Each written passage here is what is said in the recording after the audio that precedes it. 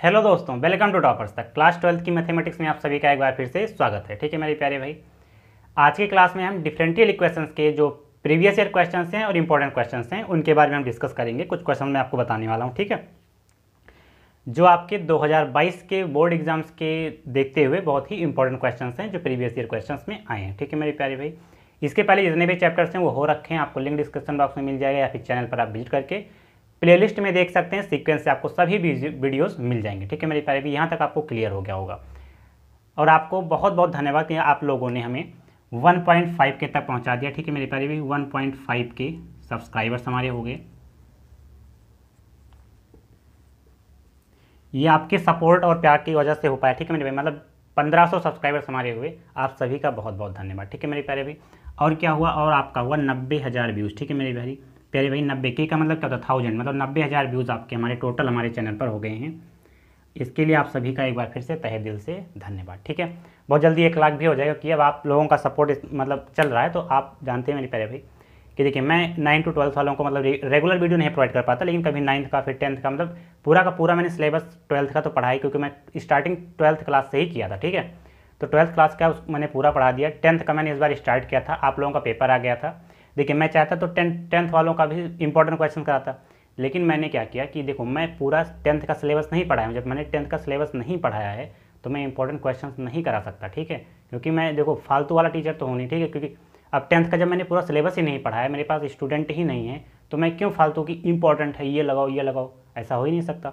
क्योंकि अगर मैं क्वेश्चन बता रहा हूँ तो ये क्वेश्चन मैंने आपको पूरा का पूरा सिलेबस कराया, पूरा चैप्टर कराया है। ठीक है, तो मैं ये कह सकता हूँ कि इसको हमने पढ़ाया था, लेकिन जो चीज़ हमने नहीं पढ़ाया उसको मैं क्यों कहूँ कि ये हमने पढ़ाया रहा होगा या फिर ऐसा कुछ भी ना।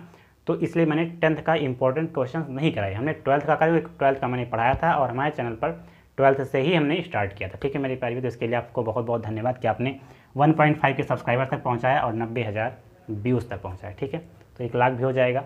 बस आप सब्सक्राइब करते रहें और दोस्तों के साथ शेयर करते रहें। अब की बारी के लिए 12th का तो चलता रहेगा, 12th का क्लास तो मैं कंटिन्यू करता ही हूँ हर बार। ठीक है, 12th का तो आपका चलता रहेगा। आपके जो भाई बहन आपके छोटे हैं 12th में अब की बार जाएंगे, नया सत्र 2023 में पेपर होगा, उनके लिए हम मतलब बहुत अच्छे मतलब क्लासेस हमको देंगे। तो 12th के लिए अगर आपके दोस्त भाई बहन हैं तो उनको जरूर बताएं हमारे चैनल के बारे में। ठीक है, और 10th का हमने स्टार्ट किया था, जिसमें हम टेक्नोमेट्री पढ़ाए थे। टेक्नोमेट्री के बाद हाइट एंड डिस्टेंस पढ़ाया था। इसके बाद एपी अर्थमेटिक प्रोग्रेशन जो समांतर श्रेणी है उसको हमने कंटिन्यू किया था, उसको भी हमने रोका है।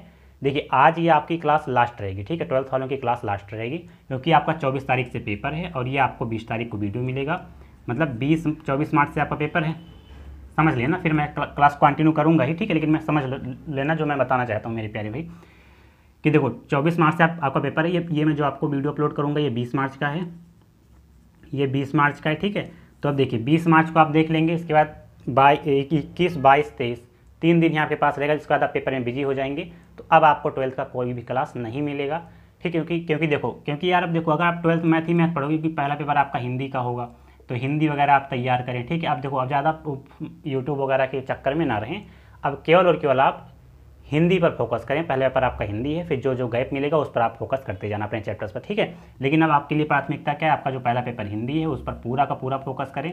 एक बात मैं आपको और बता दूं, हिंदी के सब्जेक्ट के लिए मेरे प्यारे भाई कि हिंदी का पेपर लेंदी होता है, ज़्यादा लिखना पड़ता है ना। तो एक बात रखना कि अपने साथ घड़ी लेकर जाना, वॉच। ठीक है, उसमें आप टाइम देखते रहना। पहली बात तो एक भी क्वेश्चन छोड़ के नहीं आना। क्वेश्चन आ भी रहा है तब तो आप करेंगे ही, क्वेश्चन नहीं भी आ रहा है तो ब्लैंक छोड़कर आपको खाली नहीं आना है, आपको कुछ ना कुछ उसके बारे में ज़रूर लिखना है। ठीक है, कुछ ना कुछ हिंदी के पेपर में कुछ ना कुछ आपको ज़रूर लिखना है, क्योंकि अगर आप पूरा पेपर सॉल्व कर देते हैं पूरा पेपर, तो कम से कम 85 नंबर 80 नंबर आपको मिलेगा, इसमें कोई दिक्कत नहीं है। ठीक है, तो अगर आप, क्योंकि हिंदी में कुछ ना कुछ नंबर कटता है, पूरा का पूरा नंबर आपको नहीं मिलता, तो हिंदी का पेपर जो आपका है पूरा का पूरा अटैम्प्ट जरूर करना है आपको। ठीक है मेरे प्यारे भाई, अब देखिए आज के बाद मैं मतलब देखो अवकल समीकरण हो जाता है, अब आपके पास केवल और केवल वेक्टर बचता है। तो वेक्टर आपने पढ़ाई होगा पूरा कंप्लीट है। ठीक है, तो 2-3 चैप्टर आपके केवल इंपॉर्टेंट रह गए हैं। हम क्या करते हैं, देखो अब इसके बाद आपको लेक्चर नहीं दूंगा, अब आप कमेंट करके बताना कि आपके 12th का जो मैथ का पेपर है वो किस तारीख को है। ठीक है, उसके बीच में अगर 3-4 देखो, जैसे मान लो हिंदी का पेपर है फिर आपका मैथ का पेपर है। ठीक है, तो हिंदी हो गया, अब मैथ के बीच में मान लो 3-4-5 दिन का गैप अगर मिलता है तो उस गैप में मैं आपको जो बचे हुए चैप्टर्स हैं उनका इंपॉर्टेंट करा दूंगा, अगर आप कमेंट करके बताएंगे तो। ठीक है मेरी प्यारी, तो यहाँ तक अब आज के बाद आज 20 मार्च को अवकल समीकरण का इंपॉर्टेंट क्वेश्चन मिल जाएगा। इसके बाद आपको कोई भी क्लास नहीं मिलेगी। जब आप कमेंट करेंगे कि अब हमारा यहाँ तक पेपर हो गया, अब इसके बाद हमारा मैथ है, उसके बीच में मैं आपको वेक्टर वगैरह के क्वेश्चन अपलोड कर दूंगा, ठीक है, इसमें कोई दिक्कत नहीं है। इसके बाद तो 21 तारीख को क्या होगा, तो देखो मेरी प्यारी भाई 21 तारीख से जो 10th वाले स्टूडेंट हैं, जो आपके मेरे प्यारे भाई जो आप 22 में आपको देना, 21 तारीख से 10th के जो स्टूडेंट हैं, 10th के जो स्टूडेंट हैं मेरे प्यारे भाई, उनके लिए जो नए स्टूडेंट हैं 23 में उनको पेपर देना है, उनके लिए न्यू वीडियोस रहेंगी, ठीक है। न्यू वीडियोस एकदम बढ़िया क्वालिटी के साथ पढ़ाया जाएगा, पूरी एनसीईआरटी कवर की जाएगी, न्यू वीडियोस रहेंगी, पूरी की पूरी एनसीईआरटी कवर की जाएंगी, ठीक है, पूरी की पूरी एनसीईआरटी कवर की जाएंगी, इसमें नो डाउट कोई दिक्कत नहीं है, ठीक है, यहाँ तक कोई प्रॉब्लम आपको नहीं है।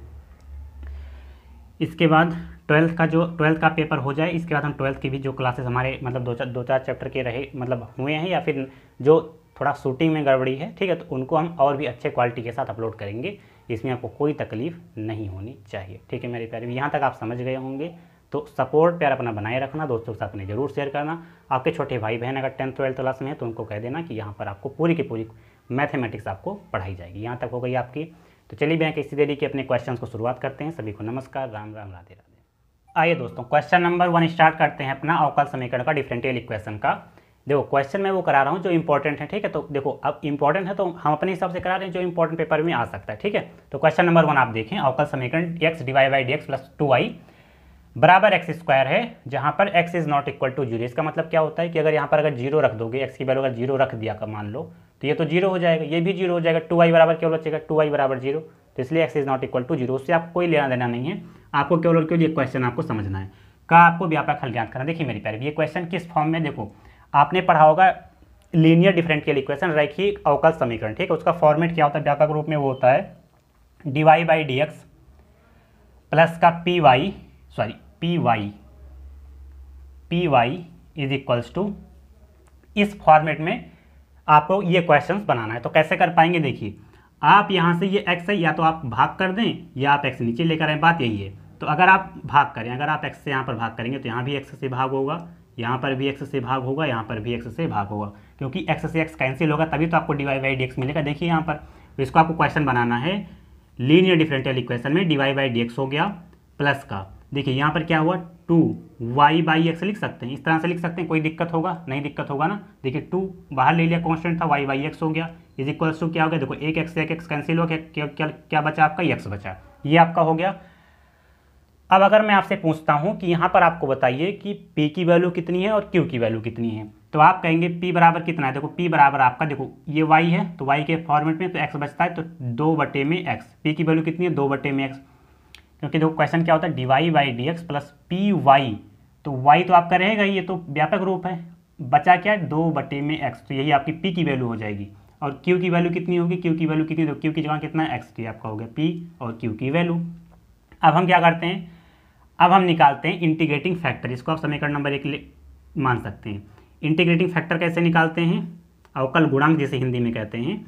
इंटीग्रेटिंग फैक्टर निकालते हैं e की पावर में समाकलन करते हैं p dx का, ठीक है। तो e की पावर p कहाँ पर है, ये 2/x, तो ये आपका हो गया 2/x इंटू में dx, दो कांस्टेंट है आप बाहर ले लेंगे, तो यहाँ पर e की पावर ये रहने देना, ठीक है। e की पावर, देखिए दो कांस्टेंट है आपने बाहर ले लिया, यहाँ पर क्या बचा 1/x, 1/x का समाकलन क्या होता है log x, तो यहाँ पर क्या हो जाएगा आपका log x। अच्छा ये देखो m log x लिखा गया, तो ये क्या हो जाएगा, ऐसे हो जाएगा, आप लिख सकते हैं e की पावर log x का स्क्वायर, यही तो होगा। अगर इस तरह से लिखा गया कोई फंक्शन कि m log x, तो m क्या होता है पावर में चला जाता है, तो यहाँ पर क्या हो जाएगा log x का स्क्वायर, आप जानते हैं। और ये भी आप जानते होंगे कि e की पावर log ऑफ fx क्या होता है, fx होता है, तो fx की जगह क्या है आपका x स्क्वायर है, तो आपका जो इंटीग्रेटिंग फैक्टर आएगा वो क्या आएगा, x स्क्वायर आएगा। देखो इतनी बातें आपको समझ में आई होंगी, आपने कई क्वेश्चन इस तरह से किया होगा। एक चीज़ आपको याद रखना है कि e की पावर में log ऑफ fx जो होगा वो fx के बराबर होता है। fx क्या है यहाँ पर x स्क्वायर, तो हमने क्या लिख दिया, x स्क्वायर लिख दिया, कोई यहाँ पर दिक्कत आपको नहीं है। अब आप इंटीग्रेटिंग फैक्टर आप समीकरण नंबर 1 में गुणा कराते हैं, तो जब आप इंटीग्रेटिंग फैक्टर का समीकरण नंबर 1 में गुणा कराते हैं तो ये टोटल हो जाता है y, तो यहाँ पर आपने जब x स्क्वायर इंटीग्रेटिंग फैक्टर का गुणा कराया इसमें, तो इंटीग्रेटिंग फैक्टर का इधर भी गुणा होगा, इधर भी गुणा होगा, तो ये x स्क्वायर इंटीग्रेटिंग फैक्टर कितना है आपका x स्क्वायर है, और dy/dx प्लस 2y/x से क्या हो जाता है y हो जाता है, ठीक है। और इज इक्वल्स टू यहाँ पर x square integrating factor into में ये x पहले से है, कोई दिक्कत नहीं है। अब आपको क्या करना है, इसी का आपको समाकलन कर देना है। तो यहाँ पर देखो एक्स स्क्वायर इंटू में वाई हो गया। अच्छा, एक्स स्क्वायर इंटू में एक्स क्या है, एक्स की पावर 3 तो है, ये टोटल क्या हो जाएगा आपका एक्स की पावर 3 इंटू में आप डी एक्स लिख सकते हैं, कोई तकलीफ नहीं है। एक्स की पावर 3 का आप समाकलन करेंगे तो यह हो जाएगा एक्स की पावर 4 बटे में 4 प्लस का क्या हो जाएगा, एक कॉन्स्टेंट सी आ जाएगा। देखिए मेरे प्यारे भाई, यहाँ पर क्या हो गया कि एक्स स्क्वायर इंटू में वाई बराबर एक्स की पावर 4 बटे में 4 प्लस का सी। अब यहाँ से आपको वाई की वैल्यू निकालनी है, तो जब आप वाई की वैल्यू निकालेंगे तो वाई इज इक्वल्स टू क्या हो जाएगा, ये किस में चला जाएगा, भाग में चला जाएगा एक्स स्क्वायर। तो यहाँ पर आपका एक्स की पावर 4 बटे में 4 पहले से था, ये भाग में चला जाएगा, एक्स स्क्वायर हो जाएगा, और प्लस का क्या हो जाएगा सी बटे में एक्स स्क्वायर, भाग में चला गया। देखो ये एक्स की पावर 4 से कैंसिल होगा 2 पावर, तो यहाँ पर क्या बचेगा, एक्स की पावर 2 बचेगा। तो वाई बराबर आपका क्या बचा, वाई बराबर आपका बचा कि एक्स की पावर 2/4 प्लस का ये ऊपर लेकर जाएंगे तो सी एक्स की पावर माइनस का 2, यही आपका मेरे प्यारे भाई आंसर हो जाएगा, इसमें कोई तकलीफ नहीं है। ठीक है, अब देखिए एक क्वेश्चन मैंने आपको बता दिया कि लीनियर डिफरेंशियल इक्वेशन में रेखीय अवकल समीकरण में, ठीक है, लीनियर डिफरेंशियल इक्वेशन रेखीय अवकल समीकरण, मैंने आपको एक क्वेश्चन बताया। अब इंटीग्रेटिंग फैक्टर से अगर आपको इस टाइप के क्वेश्चन निकालने हैं या बनाने हैं तो आप कोई दिक्कत नहीं होगा, आप कर सकते हैं। ठीक है, यहाँ पर कोई तकलीफ नहीं है। मैंने एक क्वेश्चन आपको रिवाइज कराया कि इस तरह से किया जा सकता है। ठीक है, तो ये आपका आंसर होगा, इसको आप नोट कर सकते हैं। आइए दोस्तों क्वेश्चन नंबर 2 स्टार्ट करते हैं। कह रहा है अवकल समीकरण X Y D Y by D X equals to X plus 2 X Y plus 2 के लिए बिंदु एक आपको दिया गया है 1, -1 से गुजरने वाली वक्र ज्ञात कीजिए। ठीक है, देखिए मेरे प्यारे भाई, ये क्वेश्चन कैसे सॉल्व हो पाएगा, आप जानते होंगे वेरिएबल सेपरेबल का नाम सुना होगा। ठीक है, इसमें क्या करते हैं, इसमें करते हैं कि एक्स को आप एक तरफ ले लें, वाई वाले टर्म को एक तरफ ले लें। ठीक है, तो क्वेश्चन आपका ये है कि X Y D Y by D X X plus 2 Y plus 2, आप क्या करेंगे इसमें आप करेंगे एक्स को एक तरफ लीजिए, वाई को एक तरफ लीजिए, फिर आपको क्या करना पड़ेगा, अवकलन कराना पड़ेगा। देखिए मेरे प्यारे भाई, इक्वल के इधर लेफ्ट साइड में हम वाई वाला टर्म लिखते हैं, राइट साइड में हम एक्स वाला टर्म लिखते हैं। आप किसी भी तरह लिख सकते हैं, किसी भी तरफ से। ठीक है, तो हम क्या करते हैं, देखो यहाँ पर वाई पहले से, तो वाई और यहाँ पर क्या है वाई प्लस 2, तो इक्वल के इधर लेकर जाएंगे तो क्या बटे में हो जाएगा वाई प्लस 2 बचा, और क्या है यहाँ पर डी वाई है, इस तरह से लिख लिया गया। देखो यहाँ पर x प्लस 2 है, x प्लस 2 जब आप x को नीचे लेकर आएंगे तो देखो यहाँ पर x प्लस 2 पहले से इक्वल के इधर, ये आपका x से नीचे लेकर आएंगे तो यहाँ पर क्या हो जाएगा, भाग में x हो जाएगा। ये dx है, मल्टीप्लाई कराएंगे तो कहाँ चला जाएगा, यहाँ पर चला जाएगा। ये बात आप समझ पाए। हमने क्या किया कि y वाले टर्म को एक तरफ लिख लिया, x वाले टर्म को हमने एक तरफ लिख लिया। ठीक है, अब देखो इतनी बातें तो आपको समझनी चाहिए भाई। ठीक है, कि एक्स वाई कैसे हमने इधर उधर लेकर आए। ठीक है, अब क्या करते हैं, देखो अब बात ये आ जाती है कि हम इसका समाकलन कैसे करेंगे। देखो थोड़ा सा आपका दिमाग लगाओ। ऊपर हम क्या करते हैं, देखो ऊपर अगर हम प्लस का 2 जोड़ दें और 2 घटा दें तो कोई दिक्कत होगा, कट जाएगा, प्लस 2 माइनस 2 कट के वाई ही तो आएगा। नीचे आपका जैसे दिया गया है वाई प्लस 2 आप ऐसे ही लिख लें, वही डी वाई लगा दें। ठीक है, यहाँ पर आप देखेंगे तो देखो यहाँ पर हम क्या करते हैं, अलग अलग, मैंने आपको कभी बताया था, अभी इसी मतलब इंपॉर्टेंट क्वेश्चन के ही क्लास में कभी बताया था कि सी माइनस डी बटे में एफ अगर ऐसे कहीं लिखा गया है तो आप इसको सी बटे में एफ माइनस का डी बटे में एफ लिखते हैं, इसमें कोई दिक्कत नहीं है। तो अलग अलग कर लेते हैं, मतलब ये अब आपका हो जाएगा एक्स बटे में एक्स माइनस प्लस का 2 बटे में एक्स। मतलब अगर यहाँ पर प्लस है तो प्लस भी होगा। ठीक है, माइनस हमने कर दिया, प्लस हो या माइनस दोनों में बात एक ही, तो एक्स बटे में एक्स हो गया, 2 बटे में एक्स हो गया, और आपका डी एक्स जो आपका है ऐसे ही लगाएंगे। देखिए मेरे प्यारे, ये भी कुछ इसी तरह से दिख रहा है। अगर आप इसमें ब्रैकेट लगा दें तो आपको देखो यही वाला फॉर्म मिल रहा है, सी अगर यहाँ पर माइनस कर दें, माइनस यहाँ भी कर दें तो यहाँ भी माइनस हो जाएगा। देखो सी माइनस डी बटे में एफ, जैसे यहाँ पर किया तो हम यहाँ पर क्या करेंगे, वाई प्लस 2 बटे में वाई प्लस 2 हो जाएगा, माइनस का सिंबल है तो माइनस का लगाएंगे, 2 बटे में वाई प्लस का 2, और ये आपका हो जाएगा डी वाई इक्वल के, देखो एक्स से एक्स कैंसिल हुआ, क्या बचेगा आपका 1 बचेगा, प्लस का 2 बटे में एक्स ऐसे रहने दें, और यहाँ पर लगा देंगे आप डी एक्स। यहाँ पर देखो y प्लस 2 से y प्लस 2 कैंसिल, यहाँ पर 1 बचा, माइनस का 2 बाई वाई प्लस का 2, और यहाँ पर आपका हो गया dx dy है यहाँ पर, ये आपका हो गया dy, और यहाँ पर आपका 1 प्लस 2 बाई एक्स इंटू में dx आप लिख लें। ठीक है, अब देखिए अब हम क्या करेंगे, समाकलन कर देते हैं, दोनों तरफ समाकलन का सिंबल लगाते हैं और कर देते हैं। यहाँ पर क्या है, y के रिस्पेक्ट में करना है तो 1 इंटू में dy क्या हो जाएगा आपका y हो जाएगा, इसमें कोई दिक्कत नहीं है। माइनस का सिंबल लगाएंगे, 2 कांस्टेंट है बाहर लेंगे, 1 बाई वाई, 1 बाई, देखो आप जानते हैं कि dx अपॉन में x का समाकलन क्या होता है, log x होता है। तो देखिए यहाँ पर क्या है, dy अपॉन में y प्लस का 2, तो क्या हो जाएगा, log y हो जाएगा, log y, लेकिन y की जगह क्या है, y प्लस का 2 है तो y प्लस का 2 लिख लेंगे, इसमें कोई तकलीफ आपको नहीं है, कोई तकलीफ आपको यहाँ पर नहीं है। ये आपका हो गया। अब इक्वल के इधर 1 इंटू में dx, तो क्या हो जाएगा आपका x हो जाएगा, 2 कांस्टेंट है बाहर लेंगे, dx अपॉन में x क्या होता है, log x, तो ये आपका हो गया log x, कोई तकलीफ नहीं है, इसको आप ऐसे ही रहने दें। अच्छा, टोटल आपने क्या किया, समाकलन किया, फिर प्लस का एक कांस्टेंट सी आता है कि नहीं आता है, कांस्टेंट सी आता है कि नहीं आता, आप कहेंगे जी बिल्कुल आता है, कांस्टेंट सी हमने लगा दिया। अब हम क्या करते हैं, देखो सी को एक तरफ छोड़ करके, देखो क्योंकि हमको कहा गया है बिंदु दिया गया है, ये बिंदु क्या है, ये x वाई, यही तो दिया गया हमको, बिंदु दिया गया है एक्स वाई, जिसकी वैल्यू है, x की वैल्यू 1 दी गई है, y की वैल्यू -1, यहाँ से आप देख सकते हैं। तो हम क्या करते हैं, एक्स वाई को सबको इधर लेकर आते हैं, केवल सी को उधर छोड़ देते हैं, तो इधर आपका हो जाएगा y माइनस का 2 log x, 2 log y plus का 2, y प्लस का 2, ये प्लस का माइनस का x, प्लस का x इधर आएगा, माइनस का x हो जाएगा, प्लस का 2 log x है तो इधर आएगा माइनस का 2 log x हो जाएगा, 2 log x हो जाएगा, इक्वल के इधर क्या बचेगा आपका, c एक कांस्टेंट टर्म बचेगा, इसमें कोई दिक्कत कोई तकलीफ नहीं है। ये वाले समीकरण को, टोटल समीकरण को आप मान लीजिए समीकरण नंबर 1, कोई दिक्कत नहीं है। एक्स वाई दिया गया है 1, -1, तो x की जगह आप 1 रखें, y की जगह माइनस का 1 रखें, तो y की जगह क्या रखेंगे, माइनस का 1, माइनस का 2 log, y की जगह माइनस का 1, प्लस का 2, माइनस का, देखो x की जगह क्या रखना है हमको, 1 रखना है, तो 1 हो जाएगा, माइनस का 2 log 1 हो जाएगा, बराबर क्या हो जाएगा c। एक सेकंड में देख लो आपका क्लास कंटिन्यू है या नहीं है, बिल्कुल है।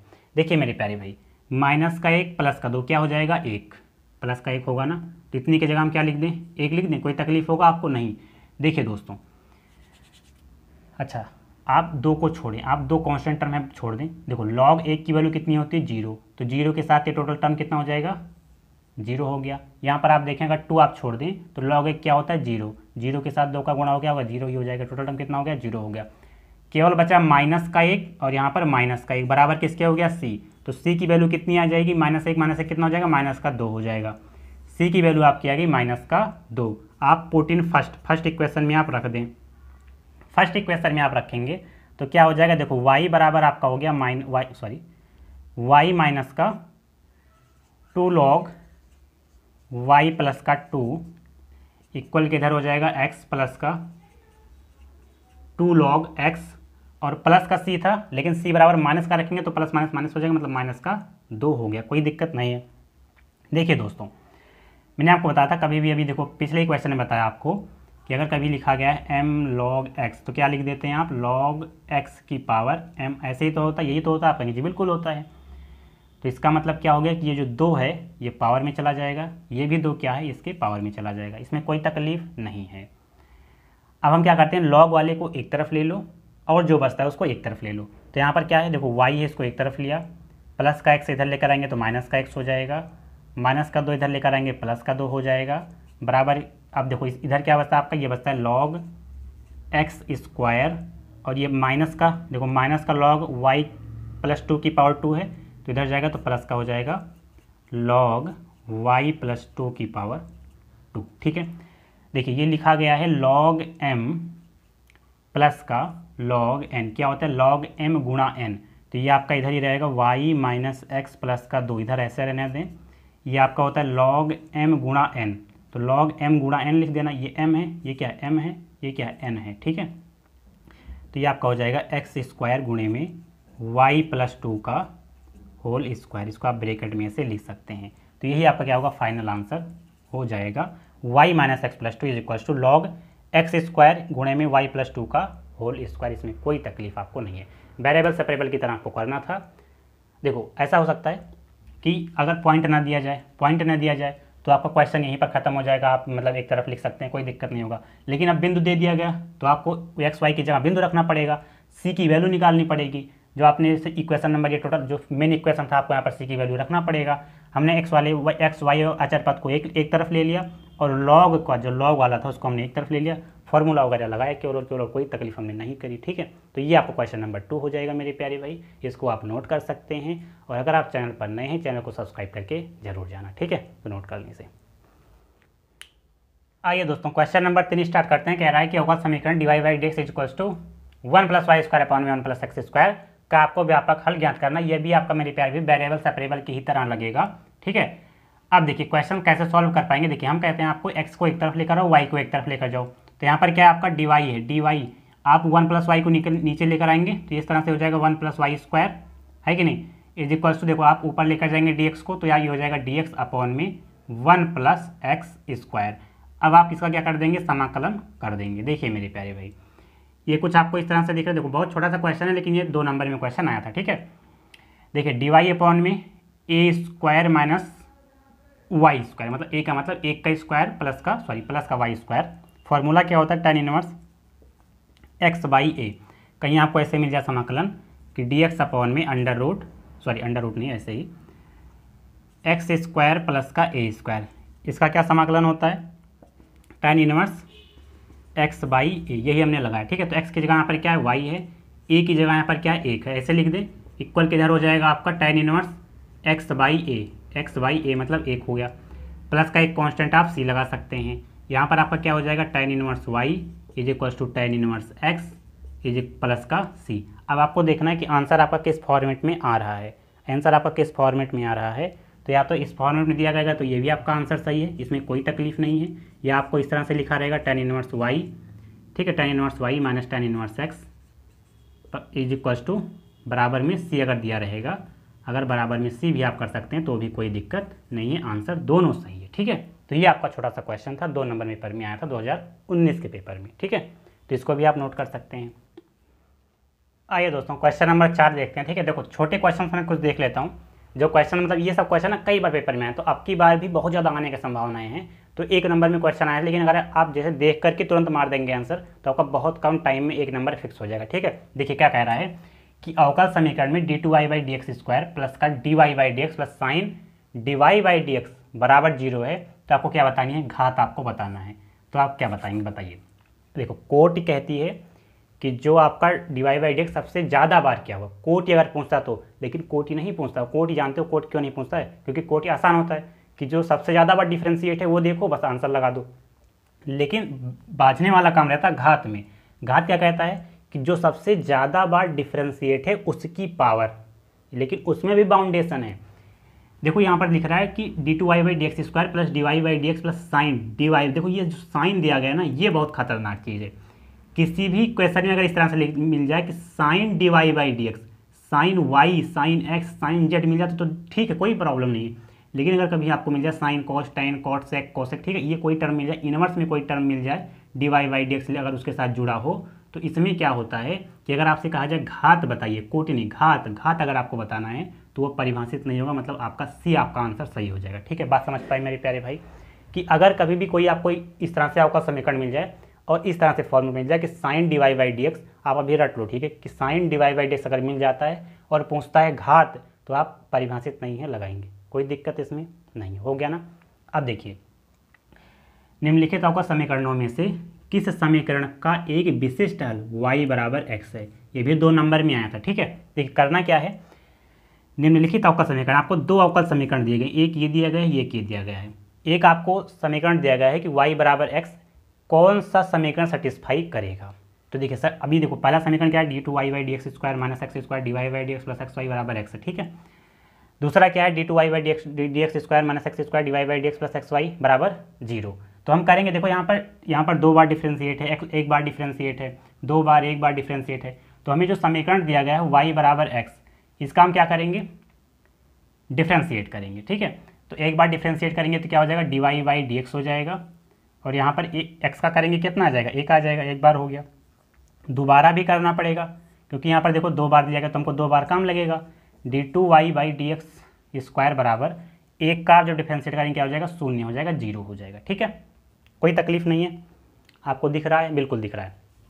अब देखिए dy की वैल्यू, y की वैल्यू और d2y/dx की वैल्यू, ठीक है, ये आपको दोनों में रख के सेटिस्फाई करना पड़ेगा। जो अगर देखो यहाँ पर अगर ये वाला term left hand right hand के बराबर आ गया तो वह सेटिस्फाई होगा। यहाँ पर अगर ये टोटल टर्म x के बराबर आ गया तो पहला वाला सही हो जाएगा। ये टोटल टर्म अगर समीकरण आपका 0 के बराबर आ गया तो दूसरा सही हो जाएगा। आइए देखते हैं, d2y/dx स्क्वायर कितना है, यहाँ पर 0 हो गया, माइनस का यहाँ पर x स्क्वायर है, x स्क्वायर लिख लें। dy/dx कितना है आपका, 1 है तो गुणे में 1 हो जाएगा, प्लस का y बराबर क्या है, x है, तो y की जगह आप जब x रखेंगे तो x इंटू मैक्स क्या हो जाएगा, एक्स स्क्वायर हो जाएगा बराबर x के हो गया। तो आपने देखा कि ये जीरो काम खत्म हो गया, एक्स स्क्वायर का एक में गुणा होगा एक्स ही स्क्वायर बचेगा। तो आपने देखा माइनस प्लस कितना होता है, जीरो होता है, तो यहाँ पर आ गया जीरो बराबर एक्स स्क्वायर, इक्वल के मतलब बराबर है नहीं है, जीरो अलग हो गया एक्स अलग हो गया, बराबर नहीं है। अब दूसरे में ये देखते हैं, d two Y by D x square कितना है, ये जीरो हो गया, माइनस का एक्स स्क्वायर गुणे में ये d y by D x कितना एक है, एक रख देंगे, प्लस का एक्स अपना ऐसे रहेगा, ये वाई बराबर कितना एक्स है, तो एक्स इंटू में एक्स कितना हो जाएगा, एक्स स्क्वायर, जीरो के बराबर आपको लाना है। तो आप देख रहे हैं जीरो काम खत्म हो गया, एक का गुणा एक्स स्क्वायर में होगा कोई मतलब नहीं है, माइनस प्लस कितना हो गया, जीरो हो गया, जीरो बराबर जीरो हो गया, अर्थात दूसरा वाला इक्वेशन आपका सेटिस्फाई कर जाएगा। ठीक है मेरे प्यारे भाई, तो इसको आप नोट कर सकते हैं। आइए दोस्तों क्वेश्चन नंबर 6 और 7 देखेंगे। ठीक है, देखो क्वेश्चन दोनों भी जो 4 और 5 क्वेश्चन था उसी पर बेस्ड क्वेश्चन है, लेकिन ये क्वेश्चन एक दो नंबर में, एक नंबर में कई बार पूछे गए हैं। ठीक है, तो ये क्वेश्चन इस बार भी संभावनाएं हैं। ठीक है, तो देखो यही क्वेश्चन है। देखो अभी क्या था कि केवल यहाँ पर 3 नहीं था पावर में, यहाँ पर 2 पावर में नहीं था, यहाँ पर प्लस का 1 नहीं था। ठीक है, अब भी वही चीज़ फिर कह रहा है कि घात आपको बताना। देखो कोटि नहीं पूछता, कोटि बहुत कम पूछता, कोटि से सभी बच्चे बता ले जाते हैं, घात पूछता है। तो आपको सबसे पहले नज़र देना है कि यहाँ पर क्या है, साइन है, साइन कुछ ना देखो क्या, यहाँ पर देखो sine d y by D x है, sine y, sine cos, tan cot, कोई भी चीज़। ठीक है, इस तरह से लिखा गया sine d y by D x में, तो आप इसको क्या करेंगे कि आंसर इसका क्या होगा कि परिभाषित नहीं है, इसको हम क्या कर सकते हैं, परिभाषित नहीं कर सकते। तो आपकी जो घात होगी वो क्या होगी, परिभाषित नहीं होगी, परिभाषित नहीं है, क्या नहीं है, घात, घात इसी क्या है, परिभाषित नहीं है। ठीक है, अब देखिए ये भी क्वेश्चन उसी तरह से कि निम्नलिखित अवकल समीकरण में से किस समीकरण का व्यापक हल है, y बराबर आपको एक इक्वेशन दिया गया है, इन दोनों को इस क्वेश्चन में सेटिस्फाई कराना है आपको। तो क्या देखो यहाँ पर क्या है कि प्रथम घात नहीं पूछी, यहाँ पर देखो D two Y by D x square plus का वाई बराबर zero, d two Y by D x square minus का एक्स बराबर जीरो। आप क्या करेंगे, टर्म लिखेंगे y इज इक्वल्स टू जो आपका दिया गया है सी वन ई की पावर एक्स सी टू ई की पावर माइनस का एक्स। ठीक है, सी वन सी टू क्या है, कॉन्स्टेंट टर्म है, अचर पद है। आप जब इसका d y by D x कराएंगे तो क्या हो जाएगा, सी वन कॉन्स्टेंट है, बाहर ही हो जाएगा, ई की पावर एक्स का जब आप डिफ्रेंशिएट करेंगे तो ई की पावर एक्स ही आएगा, सी टू कॉन्स्टेंट है, बाहर होगा, ई की पावर माइनस एक्स करेंगे, ई की पावर माइनस एक्स, लेकिन माइनस क्या होगा, आगे आ जाएगा तो प्लस माइनस माइनस हो जाएगा, कोई दिक्कत नहीं है। लेकिन देखो यहाँ पर हमको डिवाइड बाई डी एक्स कहीं काम ही नहीं लगा, हमको 2 बार डिफ्रेंशिएट चाहिए, सेकेंड डिफ्रेंशिएट चाहिए, d two Y by D x square हो गया ये। तो आप इसको देखो सी वन कॉन्स्टेंट है, बाहर होगा, ई की पावर एक्स, ई की पावर एक्स ही रहेगा, माइनस का सी टू ई की पावर माइनस एक्स का माइनस एक्स रहेगा, लेकिन जब माइनस एक्स का करेंगे तो माइनस का एक आ जाएगा और क्या हो जाएगा, प्लस हो जाएगा। अब देखिए आप जब यहाँ d two Y by D x square की वैल्यू रखेंगे तो फर्स्ट इक्वेशन में, तो सी वन ई की पावर एक्स प्लस का सी टू ई की पावर माइनस एक्स प्लस का वाई क्या है आपका, ये सी वन ई की पावर एक्स प्लस का सी टू ई की पावर एक्स, क्या ये सेटिस्फाई करेगा, जीरो के बराबर आएगा नहीं, ये दो आ जा रहा है, 2 सी वन ई की पावर एक्स 2 सी टू ई की पावर माइनस एक्स, तो ये सेटिस्फाई नहीं करेगा।